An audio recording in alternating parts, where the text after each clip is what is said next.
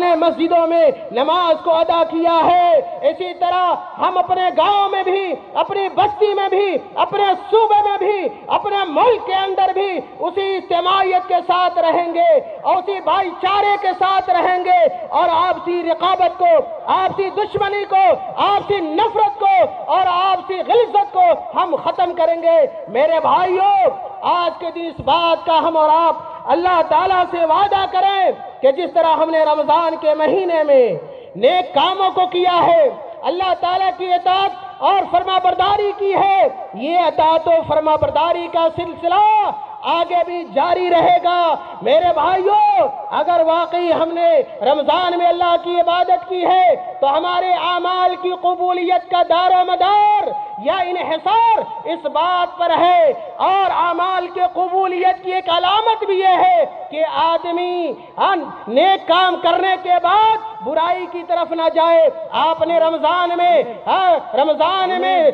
نماز پڑھی ہے تو آپ کی یہ نماز جاری رہنی چاہیے، باقی رہنی چاہیے۔ نماز اگر آپ چھوڑ دیتے ہیں تو یہ اس بات کی علامت ہے کہ رمضان کے اعمال آپ کے قبول نہیں ہوئے ہیں۔ اگر آپ نے قرآن کی تلاوت رمضان میں کی ہے اور یہ چاہتے ہیں کہ اس کا اجر و ثواب ملتا رہے اور اس بات کی امید رکھتے ہیں کہ اللہ تعالیٰ آپ کی تلاوت کو قبول کر لے، میرے بھائیوں، اس کی ایک بڑی علامت یہ ہے کہ رمضان کے بعد بھی قرآن کی تلاوت باقی رہنی چاہیے۔ میرے بھائیوں، مشہور امام، اسلام کے امام یحییٰ بن معاذ الرازی رحمۃ اللہ علیہ بیان کرتے ہیں کہ فَإِنَّ الرُّجُوعَ إِلَى الذَّنبِ عَلَامَةُ مَقْتٍ وَخُسْرَانٍ، کہ اگر نیکی کی طرف آپ تھے، نیکی کے راستہ پر تھے، نیکی کے راستہ کو اگر آپ نے ترک کر دیا، چھوڑ دیا، تو یہ بڑے ناراضگی کی بات ہے، بڑے گھاٹے کی بات ہے۔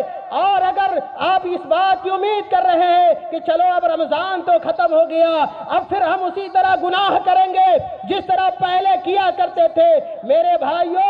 یاد رکھیے یہ اس بات کی علامت ہے کہ رمضان کے آپ کے اعمال قبول نہیں ہوئے ہیں۔ میرے بھائیوں، ایک مسلمان، ایک مومن جب نیک عمل کرتا ہے تو اللہ تعالیٰ سے ڈر رہا بھی ہوتا ہے، اللہ تعالیٰ سے اس بات سے ڈرتا ہے کہ ایسا نہ ہو کہ اللہ تعالیٰ ہمارے اس نیک کام کو قبول نہ فرمائے، اللہ کے ہاں ہمارا یہ نیک عمل مقبول نہ ہو۔ میرے بھائیوں، حضرت عائشہ صدیقہ کائنات رضی اللہ تعالی عنہا نے اللہ کے نبی صلی اللہ علیہ وسلم سے اس آیت کریمہ کا معنی پوچھا۔ کہا حضرت عائشہ نے کہ اللہ کے رسول صلی اللہ علیہ وسلم، اللہ تعالیٰ قرآن میں فرماتا ہے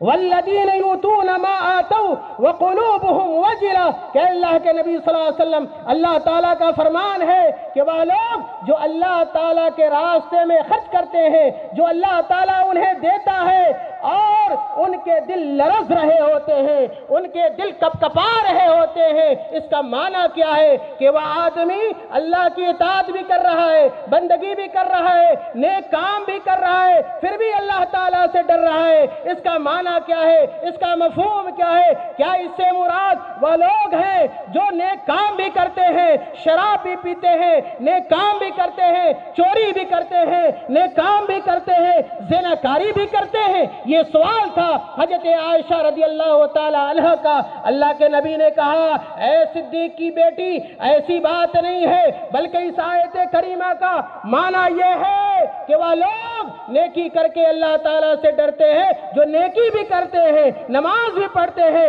روزہ بھی رکھتے ہیں، حج بھی کرتے ہیں، زکوٰۃ بھی دیتے ہیں، پھر بھی اللہ تعالیٰ سے ڈر رہے ہوتے ہیں کہ ایسا نہ ہو کہ اللہ تعالیٰ ہمارے نیک عمل کو قبول نہ فرمائے۔ میرے بھائیوں، اسی طرح اعمال کی قبولیت کی تیسری علامت یہ ہے کہ اللہ تعالیٰ اگر آپ ایک نیک کام کریں، ایک اچھا کام کریں، اللہ تعالیٰ آپ کو دوسرے اچھا کام کی توفیق دے دے۔ اس کے بعد اگر آپ رمضان میں قرآن کی تلاوت ایک پارہ کرتے تھے ایک دن میں، تو رمضان کے بعد 2 پارہ کریں۔ اگر 10 روپے اگر آپ نے رمضان میں صدقہ دیا ہے تو رمضان کے بعد آپ 200 روپے روپیہ دیجئے۔ میرے بھائیوں، یہ نیک عمل کے قبول ہونے کی ایک بڑی علامت ہے۔ میرے بھائیوں، نیک عمل کرنے کی ایک بڑی علامت یہ بھی ہے، یا قبول ہونے کی علامت یہ بھی ہے کہ ایک مومن جب نیک کام کرتا ہے اپنے اس کام کو بڑا خیال نہیں کرتا ہے، تکبر نہیں کرتا ہے، غرور نہیں کرتا ہے کہ میں نے رمضان کا سارا روزہ رکھ لیا، میں نے 10 مرتبہ قرآن پڑھ لیا ہے، میں نے 2 لاکھ روپے اللہ کے راستے